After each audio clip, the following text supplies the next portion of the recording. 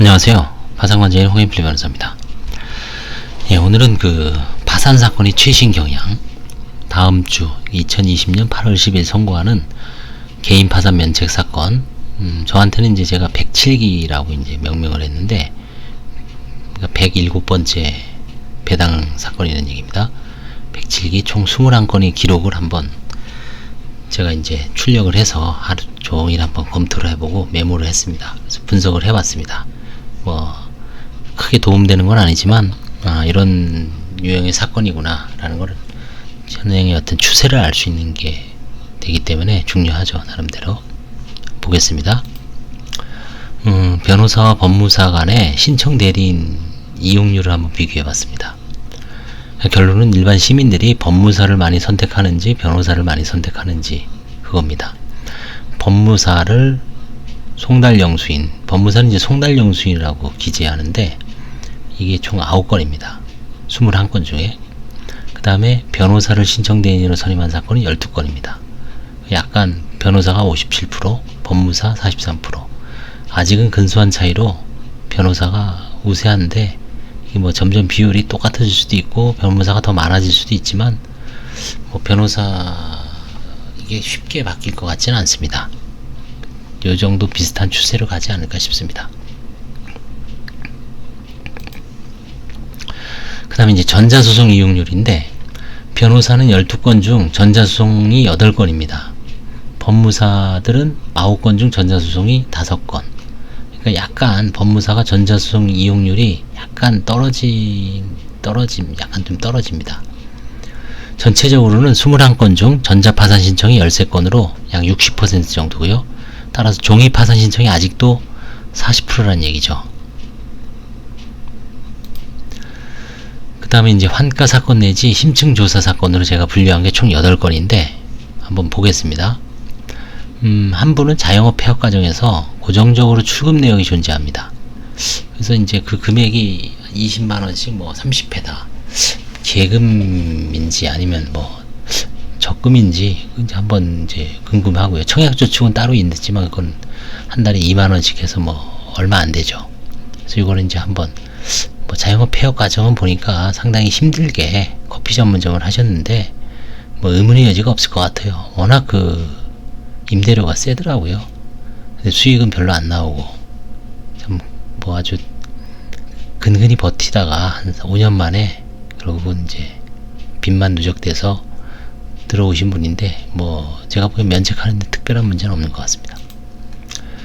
그 다음에 이제 한 분도 뭔가 재산은 없고 뭐 특별한 건 없고 요거 하나가 있습니다. 보험해약은 416만원.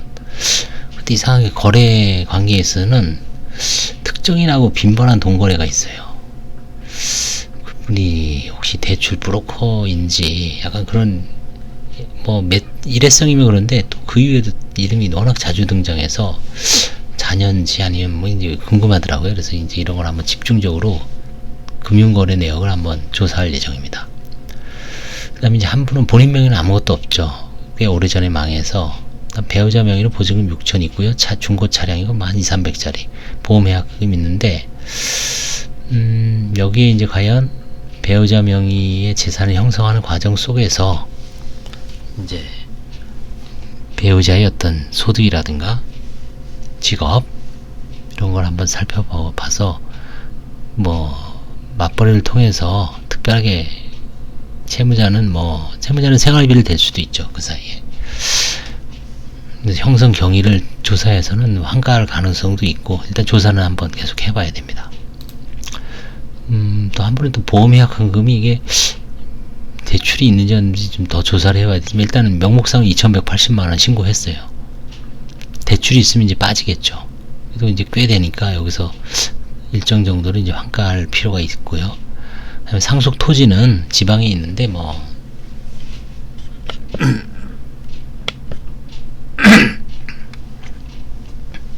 큰 금액은 아닙니다. 이거는 무시할 정도지만 일단 소액으로 존재합니다.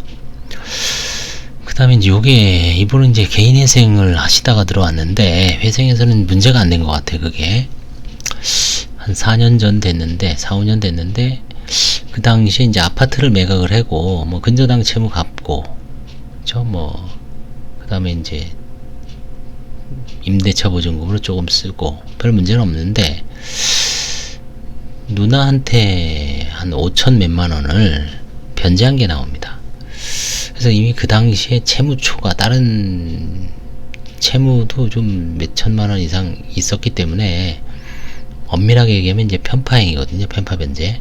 그래서 이 부분을 이제 부인권 행사할지 화해 계약을 체결할지 좀 더 조사를 한 다음에, 채무자는 아마 회생에서 문제 안 됐기 때문에 파산에서도 문제 안 된다고 생각할 수도 있지만, 뭐 그거는 다른 관점이죠. 회생에서도 이제 회생위원이 뭐 조사를 안 해서, 아니면 조사가 좀 부진해서 그럴 수도 있고, 일단 파산 마지막 절차이기 때문에 채권자들한테 어떤 좀 어려움, 한이 없어야 되겠죠. 채권자로서도 좀 더 심층적으로 조사한 다음에 그 환가를 할지 부인권 행사할지 화해를 할지를 한번 검토할 예정입니다. 그 다음에 이제 뭐 한 분은, 이분은 참 잘 들어왔어요. 빨리 이 경매 다 끝나고 들어오면 시간이 늦죠. 그래서 경매 중인 분들은 파산을 동시에 빨리 하는 게 좋습니다. 시간은 어차피 흘러가니까요. 그래서 이제 이거는 근저당이 뭐 시세에 꽉 찬 건 맞는데, 혹시 이제 최근에 부동산이 뭐 상승 추세에 있었잖아요. 최근에 아파트가, 이거 아파트인데 혹시 잉여가 조금이라도 남을 가능성은 있는 것 같습니다. 근데 뭐 벌써 한 4억 이상 찼기 때문에 쉽진 않을 것 같지만, 일단 한번 기대는 하고 있습니다. 그 다음에 이제 남양주 쪽에 전이 한 150평인가요? 이 정도 있는데, 여기도 이제 나름대로 시세가 좀 상승한 지역이었죠. 이건 근저당이 이렇게 시세보다 낮기 때문에, 이거는 잘 임의 매각을 하든지, 좀 아니면 뭐 임의 경매에서도 시세가 좀 좋은 지역이기 때문에 잉여가 남을 가능성이 있습니다. 그래서 기대를 하는 사건인데, 한번 좀 이제 지켜봐야죠. 기다리는 거죠. 그 다음에 이제 한 분은, 이번에 이제 두 번째 파산 신청하신 분이 몇 분 있었는데, 두 번 2회 파산 신청 중입니다. 뭐 부채는 얼마 안 돼. 한 1000 얼마가 되는데, 이분은 이제 현금 300하고 보험 해약가금, 그러니까 뭐 자영업을 하다가 프랜차이즈 하다가 1000만원 받은 거를 이제 그동안 생활비로 쓰다가 남아있는 거를 신청한 거예요. 현금 300하고 700은 그동안 썼습니다. 병원비도 쓰고 생활비도 쓰고 뭐 소액 변제도 하고, 300 남았다. 그 다음에 이제 보험 해약금 270 있어요. 이걸 합쳐서 면제자 신청을 했는데, 관제인은 이론적으로는 이 현금 300하고 보험 해약한 거 270에서 150 빼면 얼마입니까? 120. 420은 환가할 수 있습니다. 그런데 채무가 워낙 작아서요, 한 30-40% 됩니다. 그래서 이런 거는 이걸 쉽게 면제 재산으로 판사님은 결정을 안 할 겁니다. 관제인한테 적절하게 환가 포기하든지, 아니면 채무자의 어떤 사정을 고려해 뭔가 질병이 있을 수도 있잖아요. 그래서 한번 좀 더 조사를 해봐야 됩니다. 그다음 이제 한 분은 보험 해약환급금이 이제 600만 원 정도 있고, 이것도 마찬가지로 일부 아마 환가할 가능성이 있습니다. 그래서 결국은 제가 늘 지적하듯이 보편상자, 보험금 아니면 보증금, 편파행위. 편파행위에서는 최근에 케이스를 많이 했지만, 부인권 행사를 포기하느냐, 뭐 조각사유라 그랬죠. 아니면 뭐 상당성, 사회적 상당성. 부인권 편파행위라도 부인권 행사를 관제인이 포기할 수가 있는 거죠.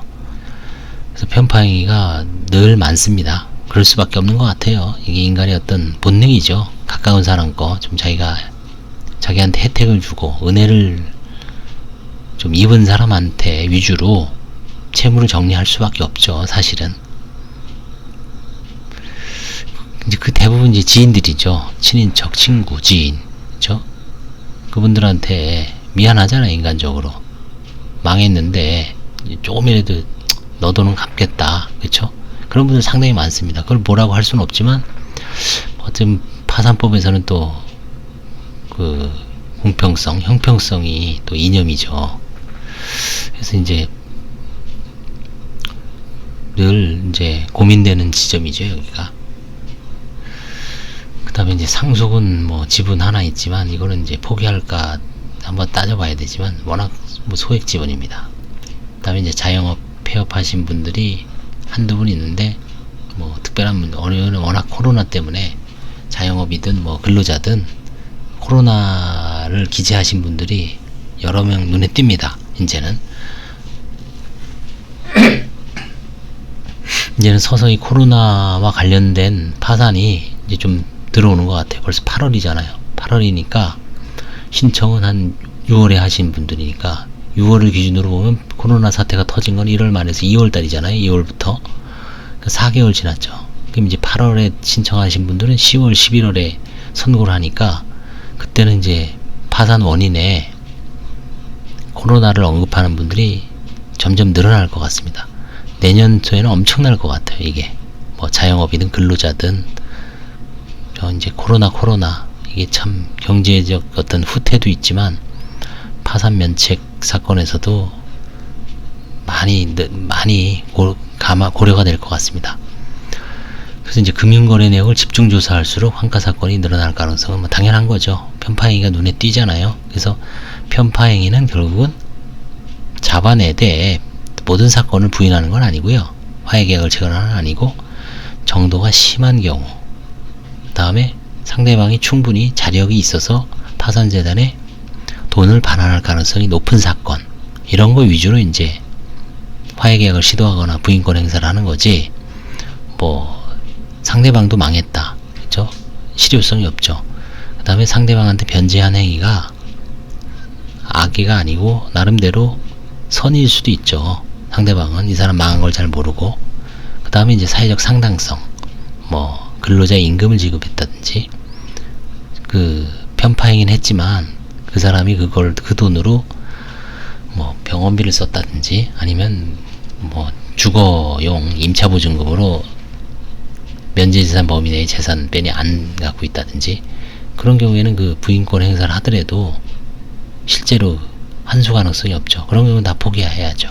그래서 그건 이제 상대적인 거기 때문에 앞으로 제가 편파행위에 관련해서는 하여튼 수시로 그 좀 이해하기 쉬운 사건 위주로 계속 올릴 겁니다. 이게 가장 많이 문제가 돼요. 사실은 편파행위, 면책불허가 사유, 이게 편파행위와 면책불허가 사유는 겹치는 경우도 대부분이죠. 겹치는 경우도 되게 많습니다. 그래서 제가 환가 사례 9, 10에 집중적으로 한 세세하게 분류해서 한 10몇 편을 가급적 이해하기 쉽게 구분해 놓은 거예요. 편파행위에서도 변제가 있고 대물변제가 있고 근저당 설정이 있고, 그 다음에 뭐 다른 영업 이전이 있고 영업 양도가 있고 채권 양도가 있고, 그 행위 유형을 한 10가지 다 세분화해서 케이스를 이제 집적을 시켜 놨습니다. 그래서 차츰 한 번 더 보기로 하고요. 이번에 하여튼 106, 107기 다음 주부터 이제 선고하고 조사 들어가는데 8건 중에 뭐 한 서너 건 정도는 확실하게 환가를 할 수 있을 것 같고, 나머지는 이제 좀 사안에 따라서 넘어갈 수도 있고, 뭐 그 외에 이제 면담을 하다 보면 이때 초안에서 예상 못한 사안이 또 튀어나오죠. 항상 이제 그런 게 이제 또 기대가 되는 거죠. 예, 감사합니다.